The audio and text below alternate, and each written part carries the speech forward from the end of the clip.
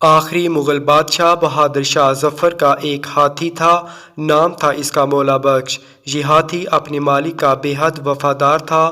ہاتھی خاصا بوڑھا تھا مگر بہت صحت مند۔ بہادر شاہ ظفر سے پہلے بھی کئی بادشاہوں کو سواری کروا چکا تھا۔ فطرتاً شریر اور شوخ تھا، ہر وقت مست رہتا تھا، اپنے محبوبات کے علاوہ کسی کو پاس نہ آنے دیتا تھا۔ یہ ہاتھی کھیلنے کا بڑا شیدائی تھا۔ قلعے کے قریب بچے اس کے گرد اکٹھے ہو جاتے تھے اور مولا بخش ان کے ساتھ ساتھ کھیلتا رہتا۔ پہلے بچے اسے کہتے کہ ایک ٹانگ اٹھاؤ، وہ اٹھا لیتا۔ بچے کہتے ایک گھڑی یعنی 1 منٹ پوری ہونے سے پہلے نہ رکھنا، وہ 1 گھڑی یعنی 1 منٹ تک ایسا ہی رہتا۔ پھر بچے کہتے گھڑی پوری ہوئی تو وہ ٹانگ نیچے رکھ دیتا۔ پھر وہ مخصوص آواز نکالتا جس کا مطلب ہوتا کہ بچوں اب تمہاری باری ہے۔ چنانچہ بچے اپنی ٹانگ اٹھا لیتے۔ گھڑی پوری ہونے سے پہلے کوئی بچہ ٹانگ نیچے کرنے لگتا تو ہاتھی زور زور سے سر ہلاتا، یعنی ابھی 1 گھڑی پوری نہیں ہوئی۔ یہ بچوں کے ساتھ بہت خوش رہتا تھا، انہیں اپنی سونڈ سے گنے اٹھا اٹھا کر دیتا۔ جس دن بچے نہ آتے اس دن شور مچاتا، مجبوراً مہاوت بچوں کو بلا کر لاتا۔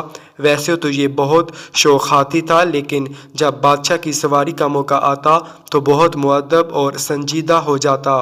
جب تک بادشاہ صحیح طرح بیٹھ نہ جائے کھڑا نہ ہوتا۔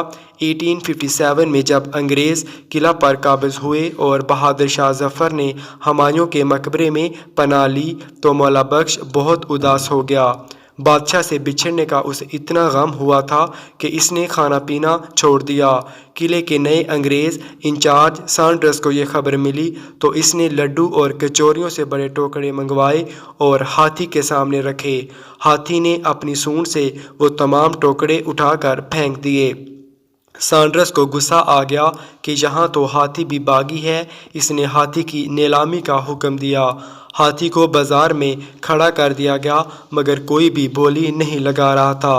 پھر ایک پنساری نے 250 روپے کی بولی لگائی اور ہاتھی اس کے ہاتھ نیلام کرنے کا فیصلہ ہوا۔ مہاوت نے یہ دیکھ کر کہا، مولا بخش، ہم دونوں نے بادشاہ کی بہت غلامی کر لی، اب تو تجھے ہلدی بیچنے والے کے دروازے پر جانا پڑے گا۔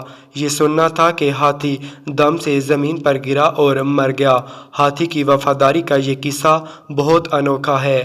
مولا بخش نے اپنے مالک کے علاوہ کسی کے پاس رہنا پسند نہ کیا اور اس غم نے اس کی جان لے لی۔